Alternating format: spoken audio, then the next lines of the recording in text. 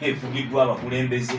edibagiddwa abakulembeze, edibagiddwa aba political players, both ababadde n'obuyinza n'ababadde banoonya obuyinza, bonna bazze badibaga eggwanga lyaffe.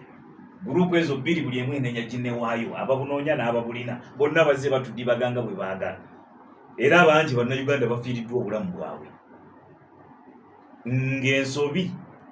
oginenyeza aba political players babiri, ababeera balina obuyinza n'ababeera baagala okubasuusa, ababunoonya. Abo bonna babadde tebali patriotic na tebalina mwoyo gwa ggwanga. Ebyo bizibu nabyo ne bibeera awo. Tubadde n'ekizibu kya political persecution. Era bangi mubamanyi Dr. Archbishop Luwum. Archbishop ali kiyaja, ali Archbishop, ali Bishop. Bishop Luwum. Archbishop Luwum. Naye obyawula Archbishop ne Bishop. Archbishop abawa ggwanga lyonna. Bishop. Abeera wa diocese. Kati oli yali ki? Yali Archbishop. Yali wa Kampala. Yali wa Kampala, yali wa ggwanga lyonna. Yali wa ggwanga lyonna. Anti balina sayansi waabwe. Bw'obeera owa Kampala. Bw'oba otwala. Mulungu otwala Uganda. Basi. Kati Archbishop mwamuggulamu n'olunaku. Ki ekyamutisa? Yafa atya. Byali byabufuzi. Katusooke tukkiriziganye ne narrative. Olwo waliwo bannayuganda batagikkiriza. Naye katukkiriziganye ne narrative. Byali byabufuzi kubanga n'abaamutta. Badiscreditinga Amin. Okitegedde. Baamuttira mu byabufuzi. Bannayuganda bangi ku mulembe gw'Obote abaabuza amaaso abatamanyiddwako mayitire. Bannayuganda bangi ku mulembe gwa Idi Amin Dada abaabuza amaaso abatamanyiddwako mayitire. Mubamanyi abamu banganda zammwe kati mwe abali ku radio, abalala ba ku byalo byammwe, abalala ba mu ggombolola zammwe. Ebyo byaliwo mu myaka gye'78. Naye ate ekikwewuunyisa, olina we waabiwulidde mu kaseera kano ke tulimu. Mu kyasa kyaffe kino olina we waabiwulidde. Olina entaana gy'omanyi ku kyalo kyewammwe nti oyo baamuttidde. Kati nasinzidde ku nsonga ezo n'endala zisimenye ezijja okujja gye tunaagendeyo mu kukubaganya ebirowoozo okuleeta omulamwa guno. Uganda twatuuse ku ddaala ery'okuvvuunuka ensobi z'ebyobufuzi ze tuzze tuyitamu. Bwe tuba tuzivuunusa oba nga tetunnazivvuunuka,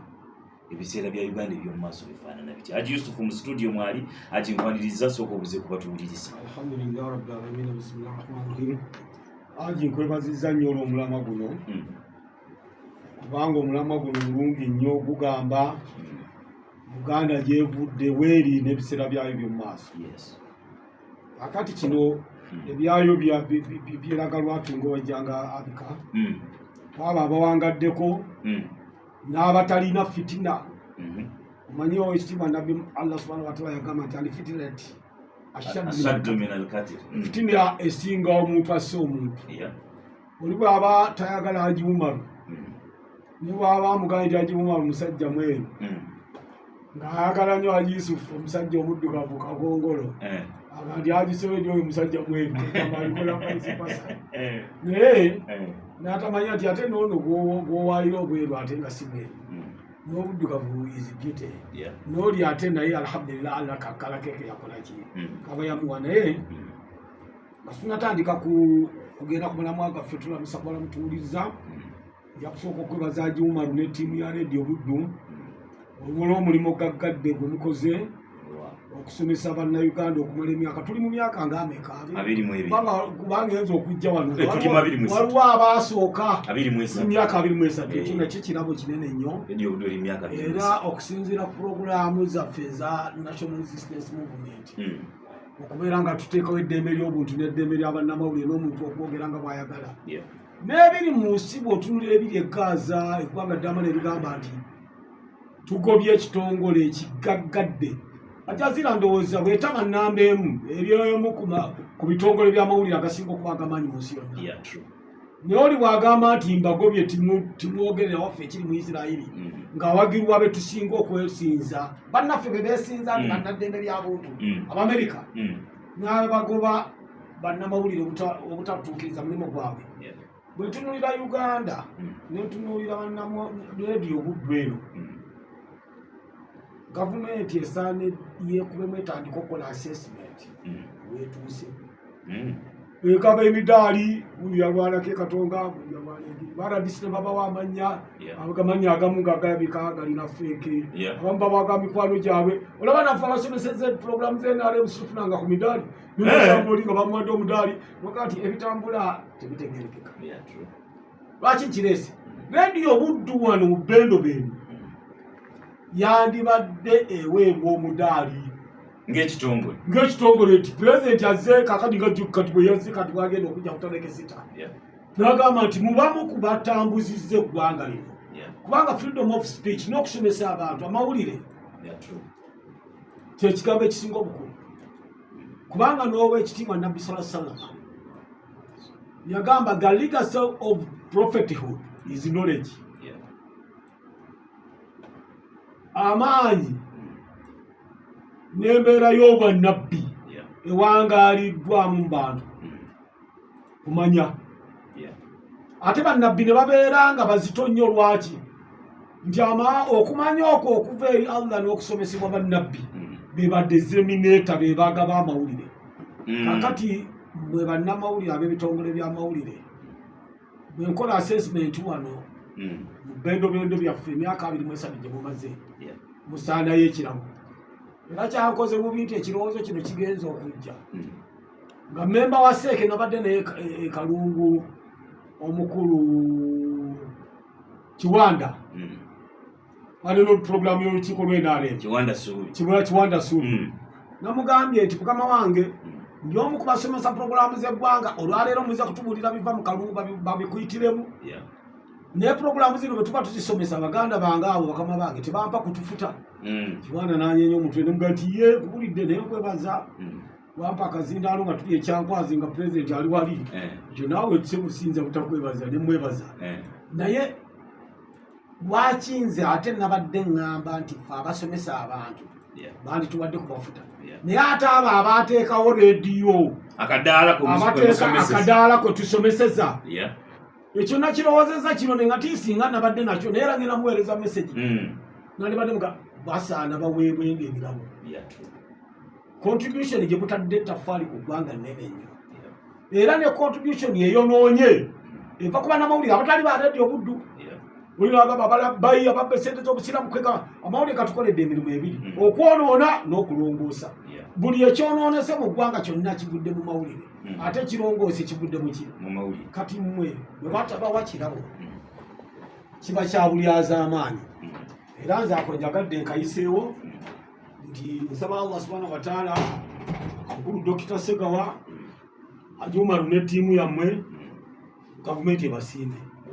webate nabasiima nze nsaba Allah yabamalire kubanga ye Katonda yekamala byonna abamalire ebyetaago byammwe ate abasitule mu mbeera zammwe ekyo singa butakikola butakisaba mukama wange njagadde okwogerako katono gana amawanga agakola babeera ng'ennyonyi esituka Pilot abeera ku bunkenge naye bwetuuka mu bbanga neetereera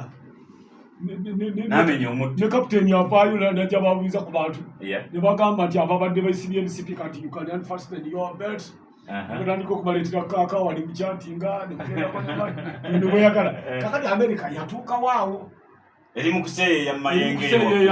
yensonga lwaki bwe nakwataganidde naye yagambye kaakati olwaleero bwatuuse enja ne bagikwasa omugu w'eddalu naye omugu w'eddalu oyo bw'oba amawanga agagana aga Afrika kyandibadde kigweso bandibadde mu nnaku mpitirivu naye omusajja n'akola zi executive order n'abalalumano bulijjo bengamba abaana bajye benjaga bavuga obubi ku makulu kati bali mu levo ya Trump tali mu levo yaabwe n'atuuka n'ogamba nti omuntu azaaliddwa mu Amerika nga ne nnyina mu Amerika naye nga kitaawe si mu Amerika oyo si mu Amerika si kyeyagambye okimanyi nti yabeera yabituuseeko ekyo si kyeyagambye gwe kyewategedde naye si kyeyagambye yagambye ate sibo kakati soka ogende mu maaso nja kukikunyonyola yagenze wangi kooti emu mu kusaza erimu erigamba nti ebigambo by'omukulu bimenya constitution tuyimiriza ayiseewo era bagenda mu Supreme Court era abakugu b'ebyofiisi bagambye nti Supreme Court bagenda bisazamika simanyi kibanoona mu palamenti eno ssaawa etuuse okusinziira ku bigambo Trump gy'ayisizaamu ensi ne byayogera Parliament erete ekiteeso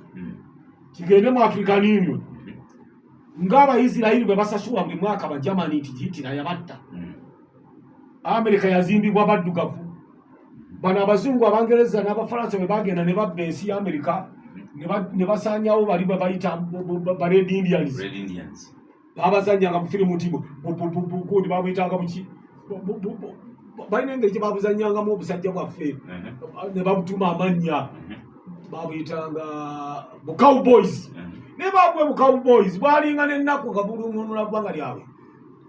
ettaka nga lyabwerere ne bakwata abaana b'abawuma ne basanga omusaayi ogw'amaanyi oguli energetic abasajja bagufu ne babasiba ne bagenda bagaggawaza Amerika. Anje manye ekizibu ky'ofunye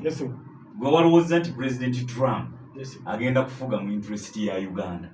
agenda kufuga mu interest ya Africa naye omusajja yagambye America first ye gwe mulamu gwatambulira ate yayiseewo byonna byakola America alone byonna byakola abikola mu interest y'eggwanga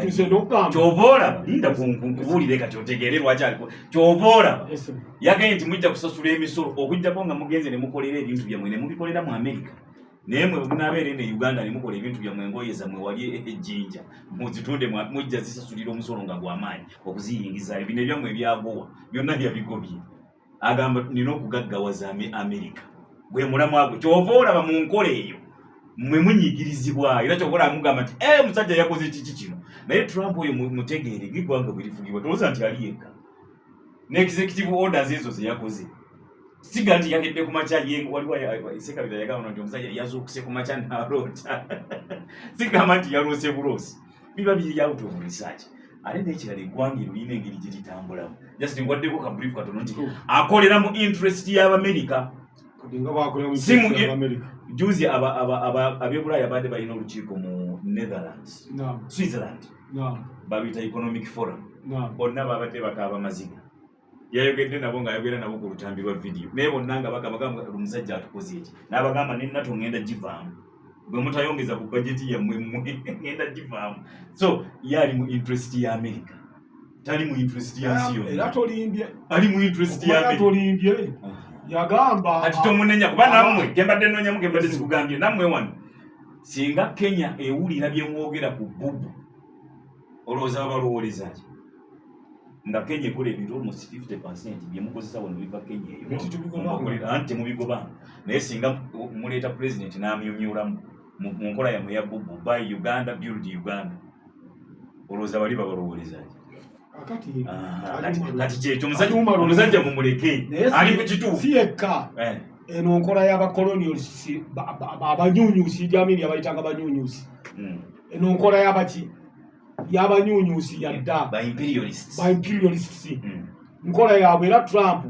ali branding akomyawo akasaayi kaabwe kali imperialism eri proper yatuuse n'okugamba nti ekibiina ky'amawanga amagatte World Health Organization ekikwatagana n'obulamu nkivuddemu ekikwatagana ne environment eba climate mbivuddemu naye omanyi lwaki ebintu ebyo ndi mu kubuusa kati oddemu okola research ebibiina ebyo byowulira UN okusimanyi World Health Organization n'ebirala be baabitandika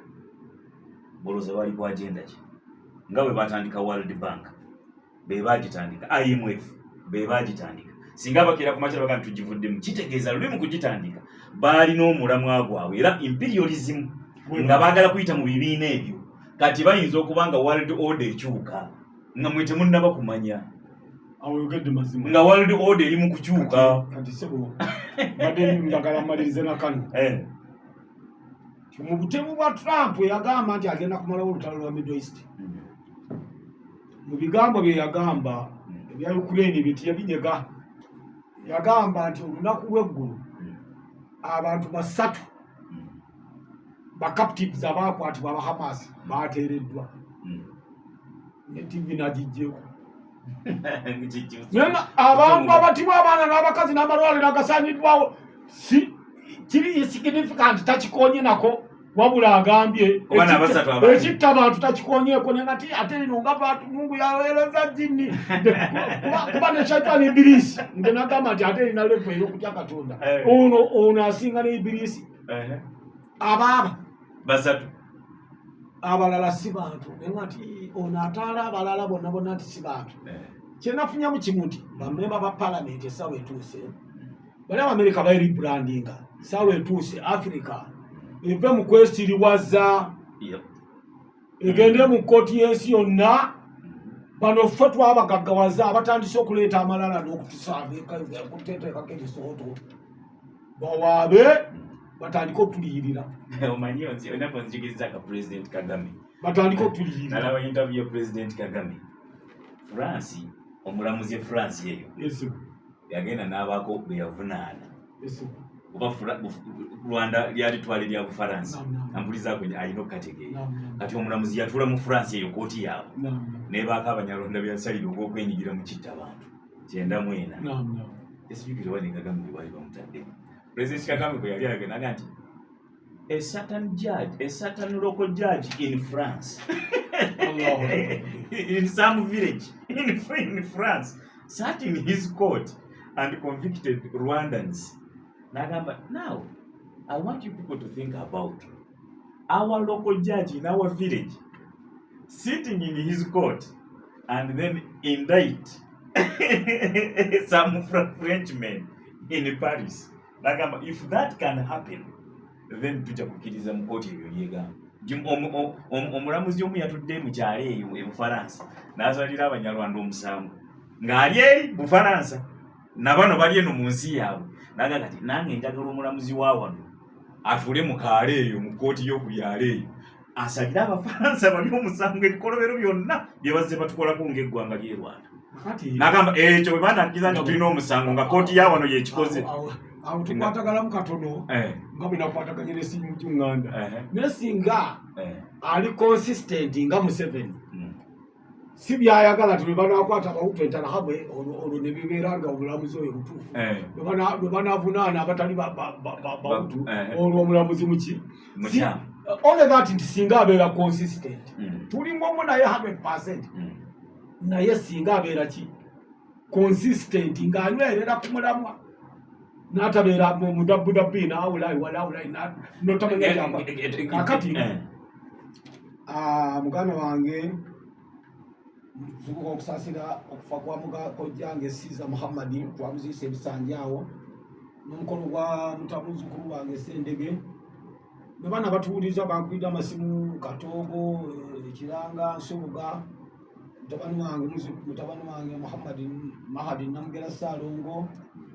akulira abavubuka mu Lubakalizi Vision abalala tujja kugenda nga tubogerako mpolampola mwebale nnyo okubeera ku mulamwa gwaffe okugoberera Radio Buddo mwebalire ddala. Ampuliza tulina assistant RCC wa Masaka City Mukulu Katumba Sega omusitule Muhammad sebo tukwaniriza buza kubatuwuliriza abadde manyi muli busoga n'omukulembeze ensonga lwaki siri busoga nyina okubeera ne bumala soko netondera okutajja ku weekend ewedde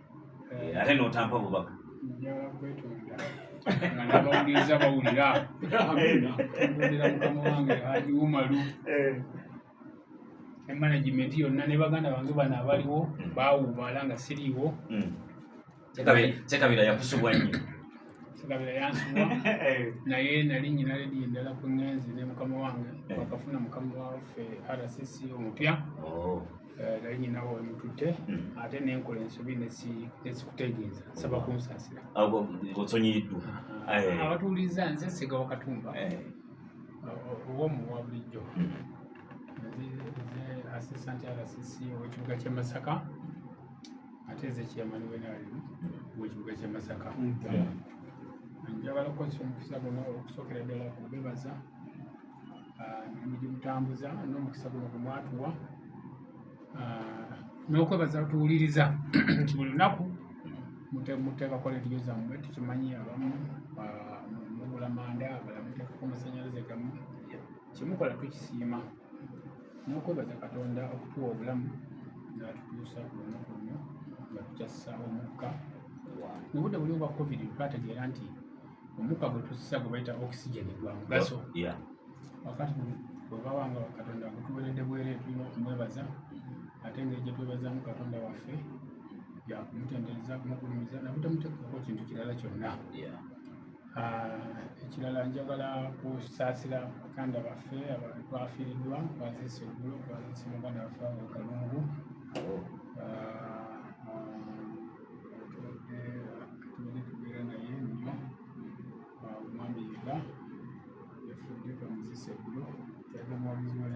nnyo abadde atambula n'entebe yo kubanga entebe zino zonna zemwina wali badde mutuuka Mukama yamujjuludde tusaba Katonda ebyamusobako atumusaasire ate naffe kibe ekyakuyiga kubanga abantu badde mu kuzika babadde bangi nnyo kituwe ekyokuyiga nti ebintu byokola ng'okyali mulamu tubirabira mu kuziikakwo obanga obadde weeyisa bubi era ekifaananyi kivaayo amaziika gajja yinjogera y'abazungu nti the end justifies the meaning ku nkomerero wali we tulabira tukubiriza abantu ffenna nti bwe tuba tuyita mu nsi eno tugiyite muno bwegendereza Katonda bw'abanga akwazise ku buyinza nga ffe bwe yabutwazikamu tubukozese bulungi nga situmugiriza abantu ate bw'aba akwazise ku ssente nazo oluusi zitera okuwaga abantu zikozese bulungi kubanga tukimanyi nti Katonda yasalawo n'azikwazikamu olwaleero kinaziwale wawumala tusobole okuweereza abantu ba Katonda mu bwesimbu ate tubeeremu nekibayita obuntu nebaza muganda wange Mabisega wa Ronald nti omusajja mukulu yatuyamba n'atuwa puroguramu eno consistently for over 20 years Mukama musasule ekyasinga okwagala kubanga Katonda yamanyi ate nammwe abakozi otujja wano mutwaniriza ate abatubuliza balina okumanya kubanga tuli ku radio tuli ku TV balina okumanya nti oluusi ne breakfast tugifuna waka tugifuna wano mutuwa empewo netwogera ate nemutuwa n'ebyokulya nebyokunywa Mukama basaasire asitemu kyemusinga okwagala mubala nnyo byakubaza muganda ngono yakatuuka naye atusemuleti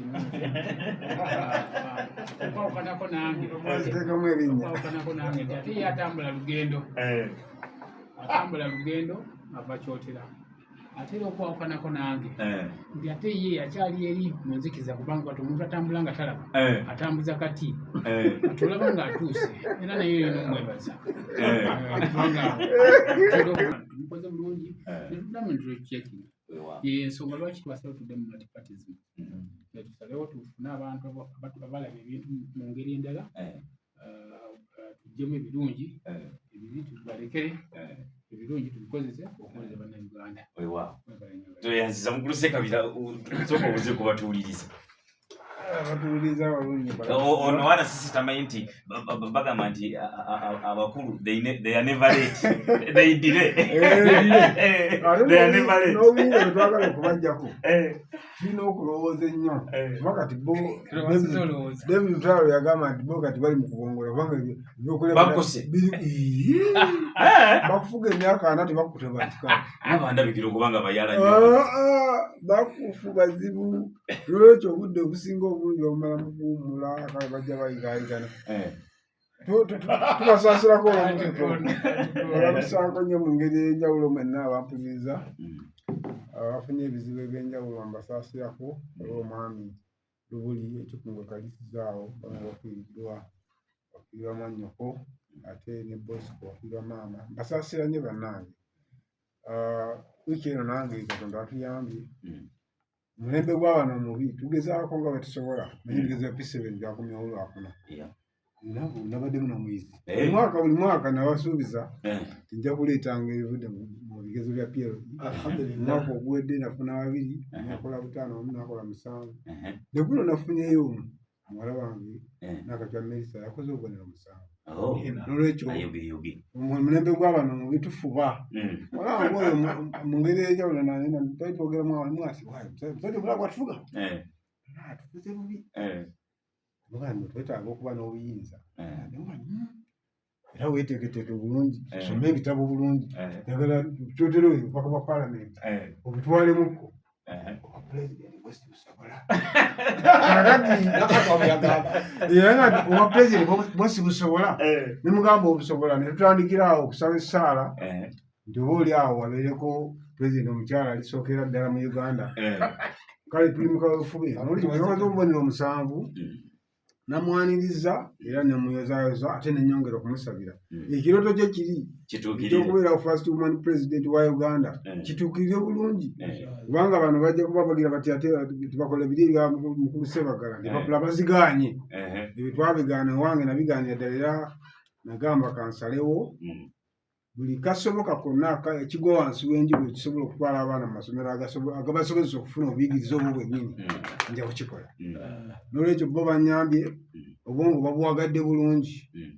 Kakati naye kanfungize ku bya fiizi Mukama bw'anannyambira. Naye nga mbalamusaako mwenna. Wali omukwano gwange Ssemakula Lawrence ŋŋambye oli kyaddonda eyo ku oli obeerako tovaako owuliriza. Naye ennaku zino waliwo ekizibu ekisaddaaka baana. Saddaaka baana kyazzeemu era abazadde beeraliikirivu ebitagambika. Kati mu kaseera kano nga tugenda mu by'okuzza abaana mu masomero, ebisajja bikabagulawo akaana ate mu byalo eyo waliwo ekizibu nti abaana batambula engendo mpanvu bwe waabwe ate nga tebawerekeddwako bazadde. Mu kibuga wano byanjawulomu. Buli mwana n'ow'emyaka 12, 13 musanga muzadde wa mutwalako ku makya oba ng'amuwerekera okugenda ku ssomero. Eri akaana ka myaka 5 katambula mayiro nnamba kayita bitoketoke kayita bisakasaka. Kale oba olumu ababbi babatubbako era abazadde bataddemu amaanyi mangi, abamu okubakomola, abalala okubawummula amatu okulaba nti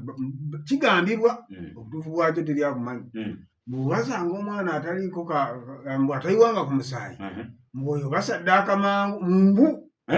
byambu. Kati abazadde bali munkenkeya babawummula amatu babawummula amatu abakomola babakomola okulaba nti buli mwana abaako embeera emulaga nti yayiwa ku musaayi. Naye nga waliwo omwana gwe bakomyawo ekyotere eyo oba nti bamutadde mbu yabadde yakomolebwa. Kati ani abagamba nti oba bateekawo akabaluwa nze naawe naye nga kyagambibwa nti yali yakomolebwa ne bamuta ne baga ti tajja tukolera ono mumuzeeyo ne bazzaayo. Kati kino kirabika nti kati buli muzadde waali abasinga obungi bw'azaala omwana nga mukomola okwewala abantu bali betulowooza nti basaddaasi b'abaana. Ate mu biseera bya Krismasi awo wabadde osimanyi bano baba bali ku kibalasisi abazadde baasuula ebipapula nga bagamba nti mujje mutwegatteko mu Illuminati mufuna obugagga bw'amangu. Ne bagenda nga basoma n'enamba z'essimu kweziri ekalisizo mu ttawuni yonna byalo yonna bagenda babisuula ebipapula. Basuula bulinga bundi business card zennyini nga baga nti jangu otwegatteko mu Illuminati obugagga bwambagirawo. Naye wetujjidde ku mpewo sinawulayo gwe baakwata ku baasuula ebipapula ebyo ate kwaliko enamba za ssimu. Kale ne kinneewuunyisa naye ndoza bano bannaffe batuyambe. Nafunyeeko ag'omunkuwe si matongole mbu abantu abo bakwatayo kasente miliyoni 2 mbu ne bazitwala mbakulu. Ekyo nkinakifunye kati bye tunoonyereza nokiverifyinga oba bwakifunye naawe nokireeta ku leediyo n'okikubawo. Zikikubawo bukubi kubanga kati abantu abo basobola ate okuwangaalira mu bitundu nga tebakwatiddwa babamu mu bitundu byaffe nyokutemaseka mwe bali bamanyiddwa naye bakolera. Kakati abantu baba bamanyi ne basuula ebipapula bibawanayo ebyo ne batakwatibwa bantu kika kyabo. Kale nagambiddwa nti bawa envujjo eyabubbanga eggere bawa envujjo. N'ababbi bennyini bano ababba abatubba bino abasuula ebipapula abasuula bino ebipapula nti musudde ssente. Abantu abo bakola abakulu babamanyi. Emboozi eyo nagiwulirako ku mugenzi Sobi babamanyi ku social media nenkubira afande ne muga nti bagambe baveewo awo njagala kukolerawo. Sobi nagiraba naye nga kigambibwa nti abantu abo bamanyiddwa. Bano bamutunda mu China bamanyiddwa bulungi. Poliisi zibawo obukuumi era tebadumirako oboga nti nkutte omubbi bajja kusiba mubbi. So tusaba gavumenti nga bwe yateekawo bino ebyokunoonyereza kw'abano bye bagamba banoonyereza nnyo, abantu abo bongere okubanoonyerezaako. Ate baleeta balasisi ne bayita ne bano basisita talasisi ne baladisi bayamba nti wadde kiri expensive naye bayamba okusembereza ddala obuweereza obwa pulezidenti ku ground. Kijja kuba kya bulabe naddala bano bye bakaleeta abapya. Ebikolobero ng'ebyo okutambula nga bigenda mu maaso ate ne watabaawo okubiripootinga. Ekyo kiri bakola bubi nnyo. Omukulu aligamba nti akamome muli akaweerere taata. So mumuyambe mukendeeze ebintu ebyo bigende nga bivaayo. Poliisi mugiteeke ku nninga kyenazuula gambi bo poliisi bano ebawuliriramu tebasobola kugigamba kintu nejeema. Kakati mubakwasa omukono gwa kyuma kuba abapoliisi bano bebasinga okukola ensobi ezo si balasisi. Balasisi just babeera babeera bakakkamu ne batabakwasa mukono gwa kyuma abasirikale naye banabakwasa emikono egy'ekyuma ekyamazima kiri nti balasisigabulirirwamu poliisi bajja kugonda bakole ebituufu Uganda gye twagala gye tusuubira okufuna n'abatutunaleeta yaffe aba PFF nga mwemuterezezaako ebisoboka ebyangu tusobola n'okubayita mu yaffe ne mubeera mu gavumenti bwemuba mukola bulungi bwemuba temukola bulungi tujja kubeeza oli ku radio budde omuntu anti katutugire ku mulamwa gwaffe Uganda eno yatuuse ku ddala ly'okuvuunuka ensobi zeeyiseemu ez'ebyobufuzi ebiseera by'omu maaso bifaanana bitya mpozi kanziremu points bwe nabiyizinza abakulu bano badde tebannayingira nabuuziza ku mulamwa ogwo literally tuli mu kubuuza Uganda eno gyevudde weeri ne gyeraga naye nabuuziza ebibuuzo nti ebimu ze tuyita political mistakes ensobi z'ebyobufuzi Uganda zeeyiseemu wanu mwe muli ekibba bululu era ne mbuuza abawuliriza abali ku radio nti eyo ebikolwa gwa yaliwo mu gy'ekinaana okudda eri wansi ebikolwa byakolebwanga okubba akalulu obirabako eyo ewuwo gy'olondera ku kyalo obirabayo then ekyokubiri mwe mwali abakulembeze ne bannabyabufuzi leaders and politicians who are ideologically bankrupt and unpatriotic abatalina mwoyo gwa ggwanga abali balina obuyinza n'abali baagala okufuna obuyinza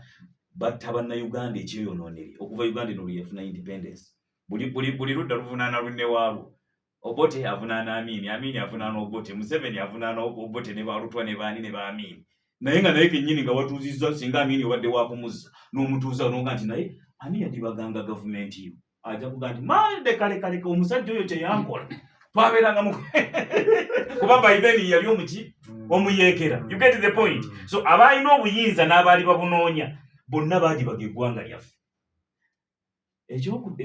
ekirala kinvudde mutwe n'ensonga endala ze nabiyizinze tujja kuzogera ati katutandikira Uganda fine nayogedde ku kyo political persecution nembuuza abawuliriza nti abaayi gwe ku kyalo kyewamwe mu ggombolola yeewamwe mu disitulikiti yeewamwe olina woomanya entaana nga bw'ogisongako baga nti oyo bamutira byabufuzi ewamwe eyo olina kyomanya oba ku mawulire bwewadde olaba TV gweolina wewalabetega nti ne bamusibye naye bamulanga byabufuzi oyo ati tutandikirawo omulama gwolese mulungi nnyo ate otuyambyeko okubaako bye tutangaaza baganda baffe bano basekabira okutegeera Uganda gyevudde weeri ne gyeraga kubanga oyogedde ku kyokubba akalulu mu kinaana ekyo kyose kono yalangira lwatu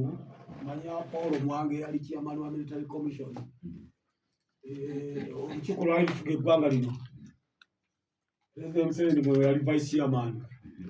naye nga ate baali bamuggyeko obuyinza kubanga abantu kane ku road block ne bamusibirako ekyali kiraga nti president yejjeerera nti ebikolobero bya Muwanga ne ttiimu yali tabirimu ako njakala bakategeere kakati ebizibu bya Uganda mwana watu biringa ebyasetingibwa abasajja bano abafuzi b'amatwale era twebaza President Museveni okubeera nti ataalina eggwanga waalituusizza naddala ng'afufuggaza enkola y'obufuzi bw'amatwale obwali buleeta okusasula mu mawanga mu madiini n'ebirala osanga ewa Bob Wine kati Bob Wine musajja mukatuliki bwabadde omulaba ng'aline Muwanga Kivumbi osanga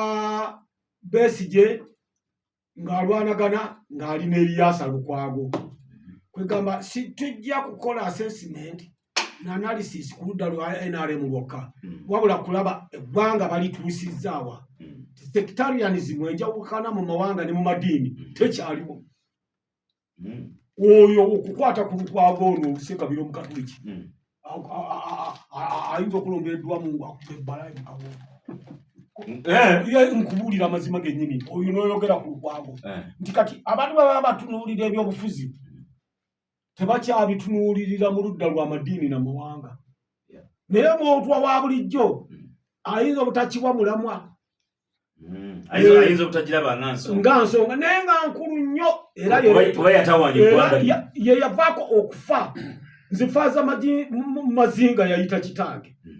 kuba kitange yali omukulu w'essika ly'enkuke nga namuna mukulu w'essika ly'enkuke eryabayanja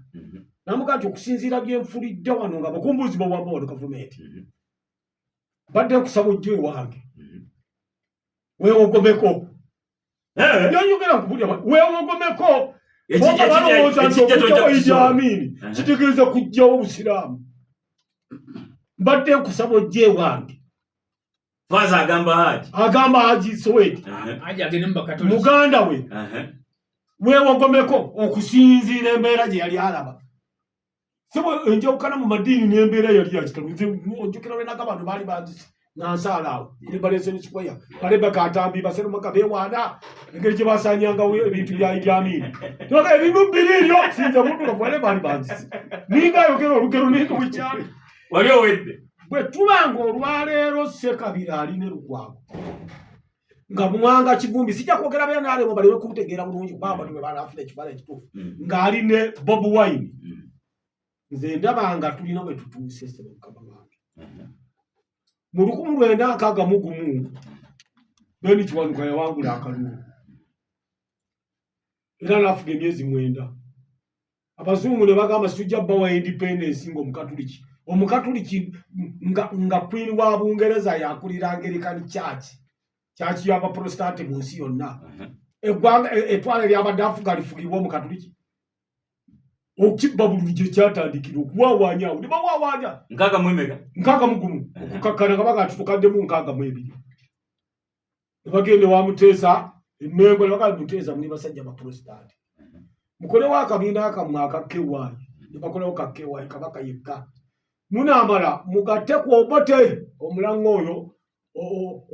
Muprotestant munnaabwe era bwe kyali Beni yawangula akalulu ayaddirira yali UPC ne Kabaka yokka Kabaka yekka n'addira obululu bwa 21 mu Buganda kuba Kabaka yekka yawangula n'abugatta ku Obote ne bamuwa bwa Prime Minister ne independence ne bagikwasa obuki Protestant sectarianism oyo ogiraba kyenkugambye omulamu gwa Museveni watuusiza secondly ekibba bululu wano abantu abamu bagenda bagamba nti ate waliwo okubba bululu sineewuunya oba lwakuba tebalina ddiini oba lwakuba tebalina mazima okubba bululu okwa 8 tukwali kubba kalulu era kyalinga kino kibasazaamu mu 62 Paulo Mwanga yayima ku radio n'agamba ng'ampulira nali ntegeera kwa nali mu secondary school n'agamba mbategeeza olwaleero nga waliwo ekibiina Ssekkono yali akulira Electoral Commission era nga yalina okulangira ebivudde mu kulonda gwe kanaataana n'amala yasamya akamwaka okwogera ebivudde mu kalulu ajja kusibwa mayisa oba okuwa zaali miliyoni 5 waliwo sente zayo oba byombi musajja wattu yali akulira akalulu nga bolaba bano babyabakama baani yayita Mmanjo oba yagendera mu Gomesi musajja wattu Busia yayita mu Sofia waliwo twakoleranga amagendo mu Sofia nga tuyita eno ku Main Gate yayitira mu bikutiya by'abakozi b'amagendo n'afuluma n'agaa ati okutuuka e Nairobi ng'alinga avudde mu Jahannama mu muliro oyo ne yeebaza Katonda kyekyaliwo mu 8 omukulu agenda naye olwaleero akalulu kaali kiriya bakabaliraawo ne mumanya ne mugatta polling station ziri mmeka mu Uganda giri emitwalo emeka emitwalo 6 naye emitwalo 6 giri mu muntu ogatta nga nze ndi Besigye oba Bobi Wine nti baazibya akalulu byara fomu ziri emitwalo 6 azimbalidde mu disitulikiti y'e Koboko oyo nga ndeetera era okugenda mu kooti nze mukwe mulamuzi ndi nina miliyoni 5 Museveni alina 6 ziizo muzibale ne kope ziizo naye olw'okuba baabuwe akalulu kaffe kabwenkanya mazima nabwenkanya n'abawaaba baba bamanyi nti balimba bagumye bagwagizi baabwe Ssekabira nkukakasa baba bamanyi era kyovulaba ono jjo bwe yali mu kooti ono mu kojjange Bobi Wine yagenda okulaba nga toluswala lwanaaswala lujja kuba lunene agati okumanya Museveni mubbi nga obwobadde owulira Ssekabira bwawawanya ebigambo abaana bange basomye bulungi tayagala kumalayo nti education nnungi aleetaleetayo era akalaga credit aleme kujiwayo bulungi naye nga guboba owulira ebyo bigambo byengadduwa eri gavumenti nti education biki anti bw'otambulira mu luguudo olufu n'otuuka gy'otuuse ne nti aje otuuse bulungi n'oŋŋamba nti ntuuse bulungi alhamdulillah ekyo kiba kitegeeza nti oluguudo olulungi. Nkuleetera akalala nali ne mukadde wange wa state research bamuyita Duncan Nairobi nga tenyumya nanyumiza omusajja omu okumanya kiri kyoyogedde political persecution nanyumiza omusajja omu bamuyitanga Ayotola yagenda n'apaakinga Benz Wandegeya n'agula amatooka aga n'anyiga Benz okimanyi switch y'emmotoka n'anyiga wano switch olugi ne lukola ki wano mukulu Katumba kati awo mulina atusinga ebya Benz ne lweggula omukazi n'akuba enduulu nga yeerabidde nti yasse omuntu amutadde leka naawe nkulayira mu linnya lya Katonda yanyumiza wa state research nze buli bwino gwekubulira wa mazima gwenjogera ku leediyo mba mwekakasa yasse omuntu ali mu bbuutu agulawo bateekemu naye olw'okuba alabika yatula yali yattanga mangi yeerabira nti yasse omuntu waliwo omuntu ali mu bbuutu omulambo agulawo switch bateekemu omuki amatooke nga mulimu omukazi Ayatollah wajjukirira n'afumuuka ekitta bantu kyali kiyitirivu ku mulembe gw'Obote bakwata muganda bamitandukwa twakula n'eddogera n'asibwa emyaka 8 emyezi gyalinga 8 nga kimusibye okimanyi bamusanga nakati kalabika kalimu Museveni atambulira omwo kati gavumenti yawa kigamba olabira ddala nti kiri kyogambye abatali unpatriotic abali bankrupt nga tebategeera ne bakolera ku byabusamize waliwo benawulira mabega kawo bakusanze n'akatambaala kalinga akamagi guno okutambaala ogw'eminyira bamusanze n'akakofiira basiba bali kati abantu abaali batateekeddwa engato zo ziriko obuwuzi bulinga bw'amagye eryokomera abantu abaali batateekeddwa kubeera mu levo ya LC1 bebaali bafuga eggwanga lino batta abantu atasaana kufuga kyalo batta abantu ensangi panda gaali nze nagirabako ekyaleeta ekisenso kimanyi amaduuka gaggalwangawo essaawa 9 Kampala ez'emisana ekireeta abantu mu kikeesasirwa kuba nti abantu banyumirwanga nnyo endongo bonna nga koyingira mu bbaala oba ogenze mu ndongo mu disiko enateete n'ofuluma ng'omanya nti ogenze kululamu b'empalesaka ng'ofudde ng'eyiyo bakola ki olina kuvaayo ku makya olina okulinda bukye kati omusika birali takimanyi ekyaleeta ekisensa yalowooza nti kwalinga kujaganya byenjogerako ge hakku bya mazima ono omusajja yatukolera ebintu bibiri n'agamba nze nalina ekyanjaawo mu Masaka Sekendwe era baali banzitidde ekyasumaawo nga nze ajenti wa sipi omusajja yali anzise nti ki buno busipi bulabika busajja bw'Obote fe tuli ku DP baali kuki naye nga DP terina mu manifesto yaayo kigambo kyonna kyonna kyakuza Kabaka sipi nkanja atusomesezza atugambye nze ngenda njagala federo n'ekikulu ennyo kuza Kabaka kitanye engeri gy'egavumenti yali mutaka nga mukulu nnyo ne mu Lubiri Emmengo nga gyatwala ennyimbe z'abantu biki kati twayagala nnyo Kabaka kati ffe bwe baatugamba nti nkanji bwe yatugamba nti ngenda kuzzawo Bwakabaka netugamba wetukola ki wetusibidde Museveni bw'awangula nazza Kabaka kitaffe yatuyita n'agamba nti ne DP eya Buganda yawangula wano tebawaawo wa Sipinoko omuntu eyagambye Kabaka tibamuwadde kalulu n'okumuwalana bamuwalanye ono Museveni omulaalo najja nazzaawo Kabaka n'agamba baana bange mbalaamira bino mbyogera ku leediyo teri mwana wa Soweto atali wa muvumenti ekyo kyenjogera hakku bawulira nga kiramu balaamira omusajja ono kaziza Kabaka teri kiri kyagenda kukola yali talimba ati yali alimba ki talina kibi kyagenda kukola yali malayika talinayo kibi kya byabufuzi kyagenda kukola timumwawukanangako n'atuyamba obufuzi bwe ne butabeera bwakitta bantu yes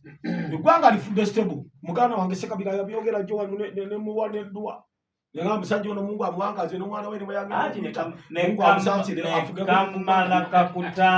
nekamala kakutanda n'ogenda kasese ewani ew'omusinga noga nti tasse bantu sisobira nti ovaayo kati olwo omusinga abaagala okutabangula eggwanga ate bo bwe baali babakwata yali conventional twawule okutta abantu n'olutalo bali baalumba bano nga balina ebyekulwanyisa ne bano nga balina era byali bya misana ttuku nga bulijjo bolaba abasirikale nga balwanagana n'ababbi nezivuga tibibangako byakyama bano ababiwawaanya ebigambo bye babifuula ekifuula nnembi byali open sajja baali baagala kuwamba era ne bamukwata ne bamusiba abadde namukomere ng'ali ku house arrest mu Kampala musajja nga aliisa okutabangula eggwanga oli bredyo obuddu naye omuntu wa bulijjo agi katuumulemu katono tujjewo obubaka buno ate tujja kulika